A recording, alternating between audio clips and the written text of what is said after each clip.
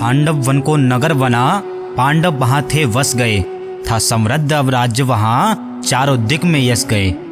मनमोहक था और मायावी इंद्रप्रस्थ का वो महल, दुर्योधन ने की थी अब मित्रता की एक पहल। अरे मैत्री के वर्ण को और भी कुछ गहरा करना था उसे, या रणभेरियों की ध्वनि से जग को बहरा करना था उसे।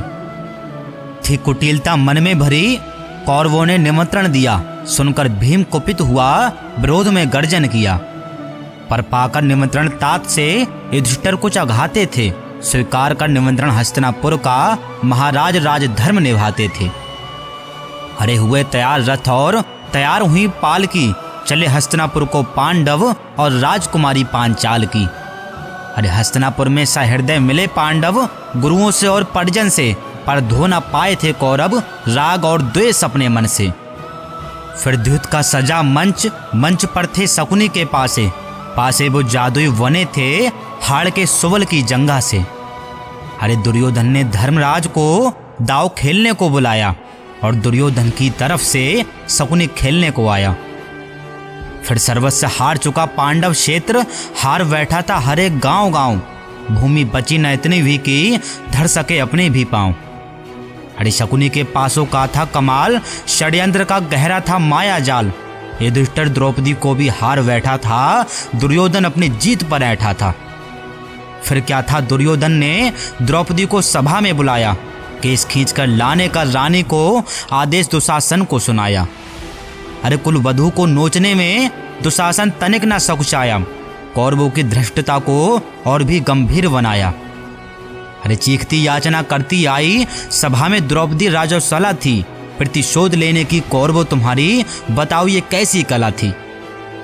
अरे केस खींचते चीर हरण को सभा में जिसको घसीट लाए थे, महारानी थी इंद्रप्रस्थ की, देव भी क्रंदन सुन थर्राए थे। अरे अन्याय हो रहा था भीषण और कर्ण हर्षाता था, अरे अन्याय हो रहा था भीषण और कर्ण हर्षाता था। मित्र था अगर तो क्यों नहीं मित्र को सतमार्ग दिखलाता था।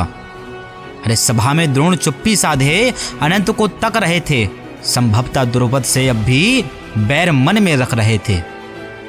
अरे जब नारी पर आई गहन विपदा थी, अंबर हरण को हो रहा था जिसका, क्योंकि वह द्रुपद सुता थी। पर सब गूंगे बने बैठे थे, सूरवीर सारे असहाय थे, मात्र विद्रुन हुए विचलित और बोले, पर हाय राजद्रोही कहलाए थे। अरे याचना करती दया की, रोती रोती थक रही थी, अपने अश्रुओं को अवला असहाय होकर चख रही थी। पर 5 पति थे द्रौपदी के, पांचों ही चुप खड़े रहे, कौरव भी अपनी धृष्टता पर बेशर्मी से अड़े रहे।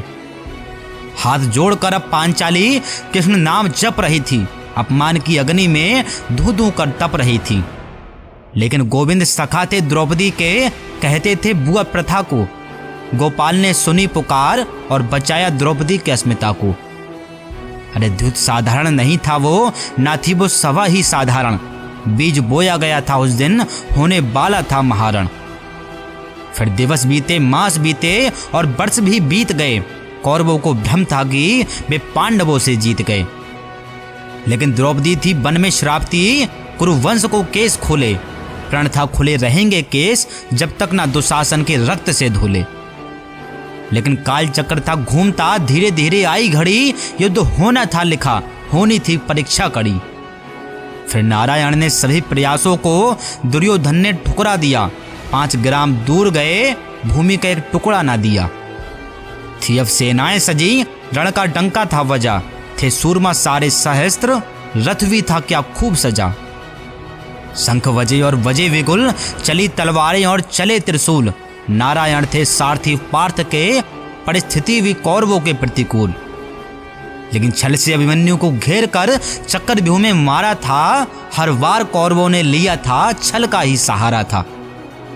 रक्त रंजित था कुरुक्षेत्र, लाशों से पटी थी धरा, दोनों पक्षों से लड़ते लड़ते हर वार कोई पुत्र मरा। फिर चली कौरवों से निपटने में पांडवों ने भी धर्म छोड़ा, सूर्यास्त होने पर भी भीम ने दुर्योधन की जंघा को तोड़ा। अरे 18 दिन तक कुरुक्षेत्र में भीषण रक्तपात हुआ, दुर्योधन की मृत्यु पर घनघोर रण समाप्त हुआ।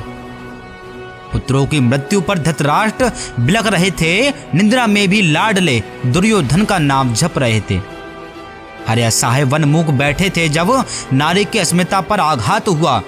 अरे असहाय वन मूक बैठे थे जब नारी की अस्मिता पर आघात हुआ, फिर क्यों रोते हैं धृतराष्ट्र जब पुत्रों का रक्तपात हुआ।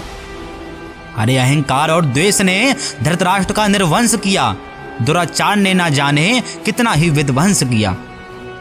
अरे हर बार जब भी कोई नारी लूटी जाएगी, चित्कार नारी की आकाश को चीर यम को खींच कर लाएगी।